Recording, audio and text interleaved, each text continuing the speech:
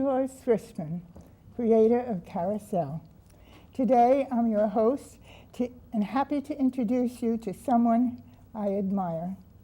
Joining us in the studio is Nick Mancini, a master gardener who started acquiring his skills as a child in Italy. He's never stopped learning, and after settling in Westport some years ago, has earned a reputation as teaching in colleges, libraries, and horticultural societies, as well as authoring his informed and illustrated book, Organic Gardening Simplified.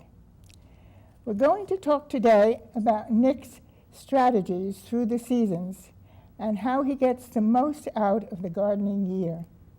We'll start in the fall, which is a good time to be aware of the preferences of your garden plants. Nick, can you tell us about testing the acidity and alkalinity of your soil and what you're likely to put there? Well, people don't realize great gardeners understand what the soil is all about. See, if the pH of the soil is not adjusted to a plant's like, the root will not be able to extract the nutrients to sustain the plant. Mm-hmm. And that's so important to do it in the fall, because if the soil needs an adjustment, it takes either lime or sulfur to change it, so it takes about 4, 5, 6 months. So that way, by the time spring arrives, then you have a perfect soil. That's something everybody should know. Yes, yes. Not everyone grows saffron, but you do.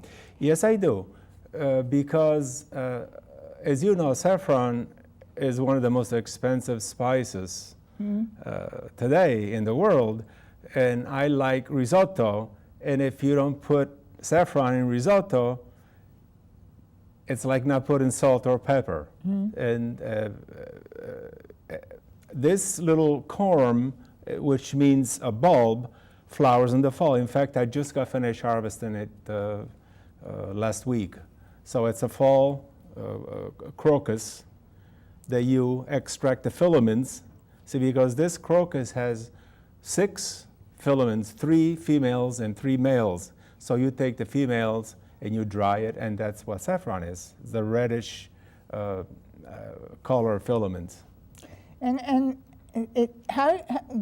So you gather the saffron, but then how do you use it? Well, what you do is you just use very sparingly because it's so expensive. Because for a little pouch like this, if you go to a fancy store, they charge you $22, $23, and you can only use it for one application. So if you make risotto for 4 people, it's going to cost you $25, $30 just for the saffron, and that's quite expensive. That's why I like to grow my own. And then also, I like to grow my own because it's organic. See, because the other, I don't know if they use organic nutrients or if they use chemicals. So that's why I like to grow my own saffron. In fact, I do organic vegan. I don't even use animal byproducts because I don't know if the animals were fed organically or not. And they're injected with steroids, hormones, and they give them all kinds of different types of food, and I just don't like it. Well, I like the way you think. Oh, I've been doing this for a long time, Joyce, and I love it. Sometimes people say, well, you could go to a store and buy it. Well, yes, you could go to a store and buy it. However, what guarantees me that what I'm buying is organic? And if it's organic in USA, California, Connecticut, how about China? How about Mexico? How about South America? It all depends how organic is. See, and that's what I like to do, my organic growing. Okay, and I wish you well because well, thank you. Because thank it's you, the best kind. Oh, I love it. I love it. Now, what advantage is sowing a cover crop and leaving it over the winter? Well, a cover crop is also called green manure. What you do is I like to sow winter rye. So you sow it right now, well, about 3 weeks ago, because now it's going to be too cold. And then you let it winter over, and then when it gets to be about 3 or 4 inches, turn it under. So that way you get lots of nitrogen, and you get lots of bulk. So you get a lot of organic matter from the roots. And that gives sustenance to the plant that you plant in early spring. So fall is also the time for planting. So what's the trick of getting good garlic and shallots? And what should the temperature be?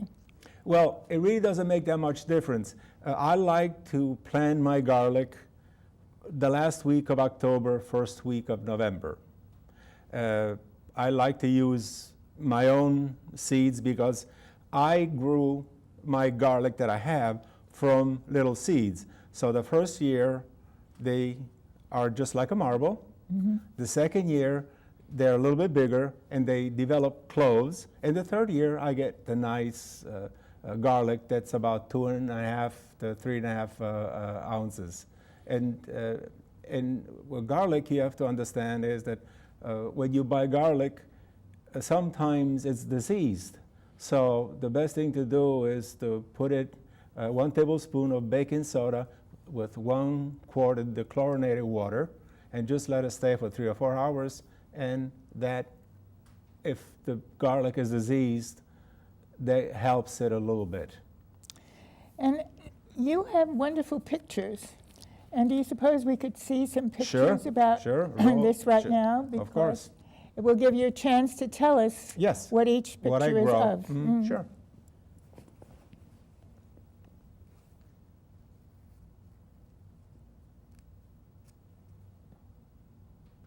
This here is a pH tester, and you could do it yourself, or you could send it to your nearest agricultural college. They only charge $8 to do a test like that, but I am spontaneous and I like to do it quickly. This here is saffron. As you see in the background is the saffron flowers, and the ones in front are the filaments. And you dry them, then you put them away, and then when you have your risotto or paella, you can use it or just give it to a good friend. I have friends, they love it, and this here is garlic, and you can see this is a hard neck garlic. You can see from the neck, it's very stiff, and you can see that they're nicely formed.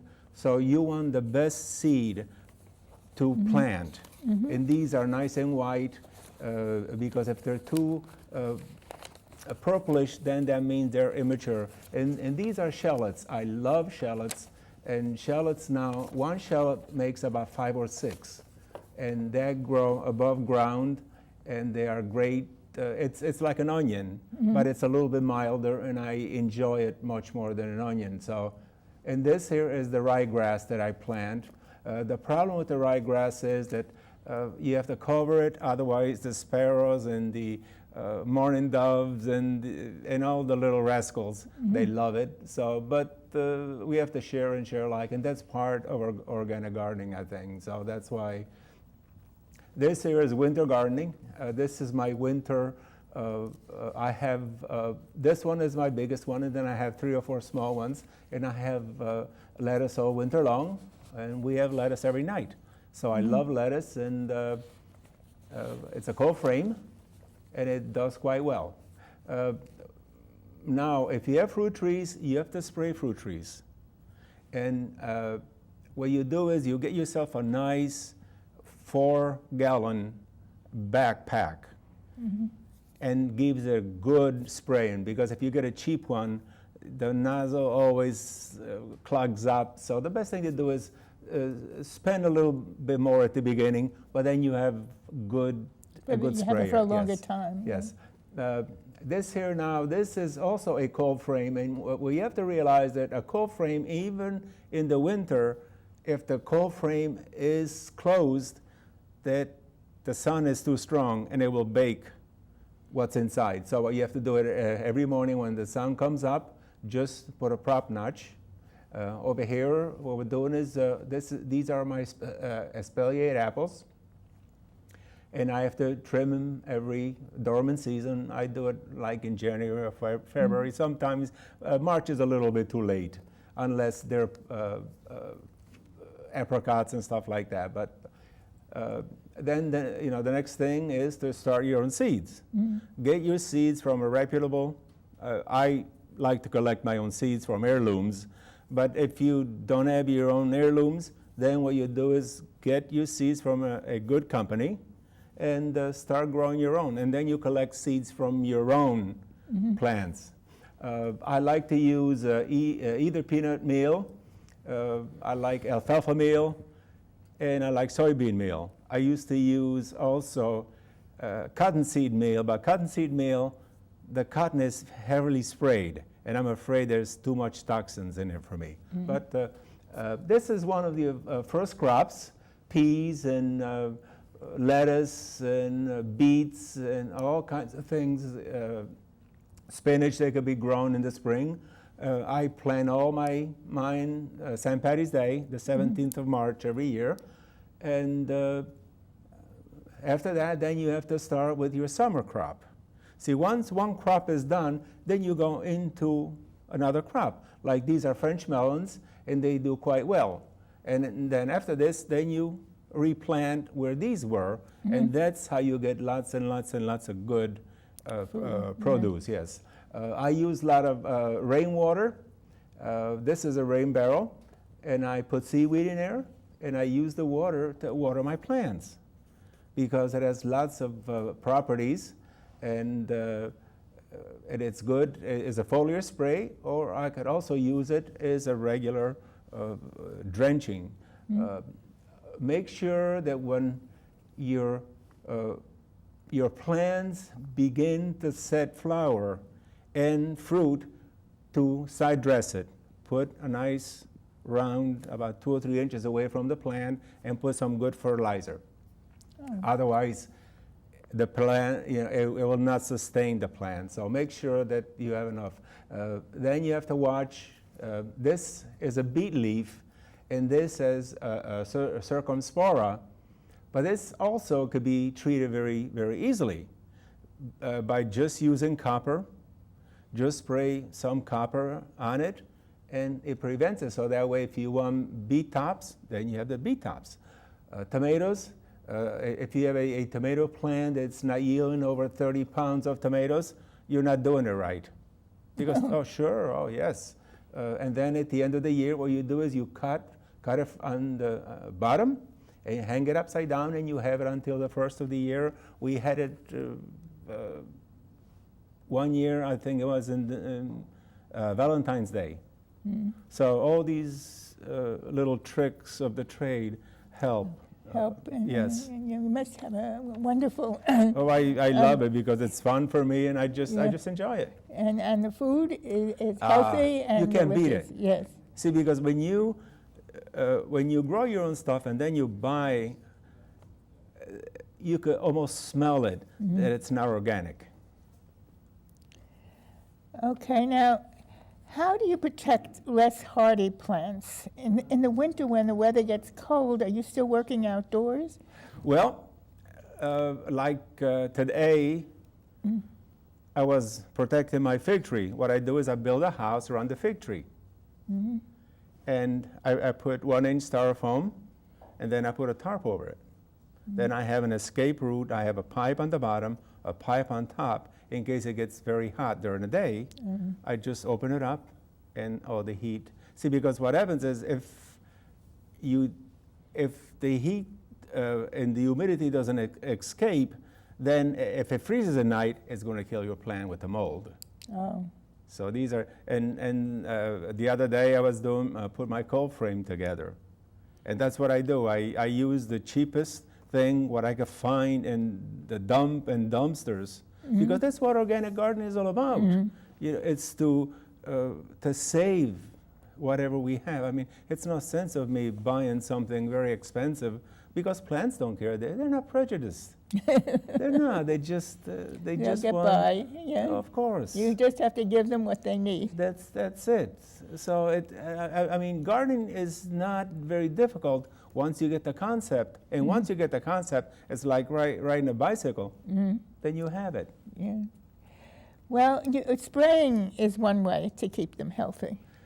So what do you do with the sprays? Well, actually, Joyce, spraying is not the way to keep it healthy. Really? To keep it healthy, you need a healthy plant. So remember, a healthy plant is less likely to get sick. So what you do is make sure that the soil has the right pH, make sure that the plant has enough nutrients, and then you watch for insects. It's like tomatoes. Like I said before, tomatoes, they have to be sprayed with copper. Otherwise, they get all late blight and fusarium wilt and verticillium wilt and all kinds of wilts. So that way, and also tomato plants, you have to stake them, and you have to have lots of sun exposure, and you have to thin out lots and lots of leaves, because otherwise the energy will go into the leaf instead of going into the fruit. Yeah. That's somebody who's done this and For a knows long, how. long time. Yeah, for a long. Well, Yeah. I've been doing this a long time. Why would you check the cold frame daily? Well, first you need to make sure that in the morning when the sun comes up, like I said before, that the heat escapes, because it gets very hot in there. And secondly, also you have to watch that sometimes the humidity makes mold. So once in a while, if you see a little mold there, just get yourself a little sprayer with a little copper and do that. And then you have to water it every week. You don't need a week and a half. I mean, you don't have to do it every day, but every week, a week and a half, and fortify with a little nitrogen. So because if you have greens, remember the any plant that leafy plant, it's like spinach. If you want spinach to do well, you need lots of nitrogen. Now, if you want beets, you need two things. Now, if you like beet tops, you put nitrogen. If you like the beets, then you use phosphorus. Where do you get your supplies? That's very challenging. For the longest time, I had to go through the internet. Now, finally, some of the people around are beginning to understand that people are serious, and now they're beginning to carry all the good stuff. And I'm so pleased, because for longest time, it was impossible. By now they understand, because if they're business people, then they carry this stuff. So where do you look to find them? I mean, how do you know where to find them? Well, there are a couple good ones in Stamford. There's one in Fairfield that's fantastic. I can't give the name because this is non-commercial, but Norwalk has a couple, Darien, Greenwich. Just check and ask them. Just tell them, look, I am into organic gardening. Do you carry this stuff? If you carry this stuff, it's fine. If you don't carry this stuff, leave me alone. I'll go somewhere else. And what about pruning? Well, pruning, I do lots and lots of pruning. I do lots of classes on pruning. And I do also grafting. See, pruning, if you have an apple tree and you don't prune it every year, the apple tree will not produce very well. It's the same thing with any other tree. Like pears are the same thing, and then apricots and peaches. You have to prune every year during the dormant season. Although the stone fruit you could prune almost when they begin to shoot. But the other ones, like the pomes, like I was saying to you before, the pomes, and which includes apples, pears, and quince, that you have to do it during the dormant season. So, But you need, and also you need to spray it. What I do is I grow my own pyrethrum, and then I use a combination of pyrethrum, hot pepper, and I put it together, and I keep the little bugs away. so we're into winter, and what comes with spring? Well, spring, everything comes alive. And that's probably my favorite time of the year, because I first, like I said to you before, I collect my own seeds. So I start my own little seedlings. I start from January on, and then I will Now, do you do this outdoors or indoors indoors. in January? Indoors. I do it indoors, and then gradually I put it in my cold frame. So by the time March or April comes, then all my little seedlings are cold tolerant almost. And I transplant them outside. But even so, sometimes if you transplant them too early, you have to watch it. You have to cover them with something, like a hoop or whatever you cover with, until they get strong enough To survive. to survive, yes. And what are some of the plants that you transplant outdoors? Well, the first plants that you transplant in the spring, that's around at the beginning of April, are the brassicas. You know, brassicas means cauliflower, Mustard? yes, all that family you could transplant early, especially broccoli. Broccoli is one of my Oh, really? favorite, yes. Yeah. So I make sure that my broccoli do well. And but with broccoli, what you have to do is you have to you plant it, but you have to put a little sort of collar around it, because otherwise the cutworm cuts the little plant. Yeah. So this way you keep it for 3 or 4 weeks until the plant gets a little hardier, and then the cutworm cannot put his mouth around and snip it off. You know so many good things. Well, no, because I've been doing it for a Yeah. long time, and Yeah. and what I use is yogurt cups, reuse yogurt cups, because they're free and they're just as good, and you keep them year after year.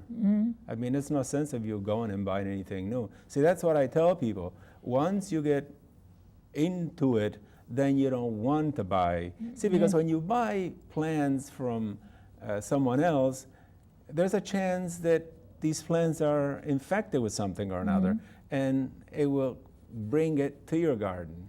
And it's like if you go somewhere, let's say, to a friend's to help a friend, what you do is before you go back and you use your shovel, rinse it off. Yeah. Sure. So it's a Otherwise, good you're thing. going to bring all kinds of things. Okay. We have to continue with summer because we don't have very much time. Well, But yeah. what's synonymous with summer is actually tomatoes, because everybody loves tomatoes. And what I tell people is, if you buy a tomato for $4.95 and you grow it to get 3 pounds of tomatoes, in August, when the tomatoes, everybody's throwing them away, it's no sense. So what you do is make sure that you grow your own tomatoes, make them nice and healthy, get the 30, 35, 40 pounds of tomatoes, and then hang them upside down at the end of the season, and keep it in your basement, and they will ripen a little bit at a time. Beets is the same thing. Grow all types of beets. I like to use the Kyoja, the ones that are striated. So, or the yellow ones. The yellow ones are a little bit sweeter. So, but there's so much to grow. I grow all kinds of things like Florence fennel. That's one of my favorite. And of course, I like the cucumbers. I love to use cucumbers. And I like to, in fact, I have one now that I let go to seeds, and it's 26 inches long, 3.5 Wow. pounds. But I'm going to get about 400 seeds. And that's what I do. I give them to friends. And this is called suyo, is a Chinese type. It's a long, like the English type of cukes. And I'm trying to figure whether you cut it all at once, and because that's a generous portion. Well, see, what you do is you let it go to seeds, and that and that's you're why using it it gets for next year. Otherwise, what you do is you just cut them when they're young, and they're about 16, 17 inches long. So they're beautiful. But that's, and squash, of course. I like squash also. Now with fruits, when fruit starts to set, how do you side dress the crops? Well, and tell me what side dress means. Okay, side dressing is mostly done on crops like tomatoes and peppers and stuff like that. The fruit, it's a different story. That, what you do is you go on the drip line and you go about 4 or 5 inches and you fill it with a 10-10-10 fertilizer, and then that's it. And that should have enough. So that's great. And you're set But for the rest of the season. yes. My favor are apricots. The only problem with apricots, they bloom too early, and sometimes the frost gets them. Okay. And what do you do about insects and diseases? Well, insect and diseases, like I said before, I grow my own pyrethrum, and hot peppers, and copper. That's my main 3 things that I use. Well, I have to tell you that maybe you have 1 minute if you want to add anything, but so far it's been terrific. I wish that everyone would get into this organic revolution that has taken place all over the world. It's not only the United States, and it's not only California, Connecticut, the East. It's all over the world. My friends in Italy are all into, these are doctors and lawyers, and they're all going into full tilt. And I think it's here to stay. I think so too, and especially if you want to look at this book, which has all of the secrets in it. 408 ideas, pages, they're all in there, and it took me 5 years, but it was worth it, and I just love it. And this is for my friend Joyce. Thank you so much, really. I'm My delighted. pleasure. And I thank the people who are watching, because it's a lovely, I don't know, it's just been a wonderful show. Well, thank you, Joyce. And if you want to learn more, look for our friend's name, because he teaches here and there, and you don't want to lose the opportunity. Thank you again.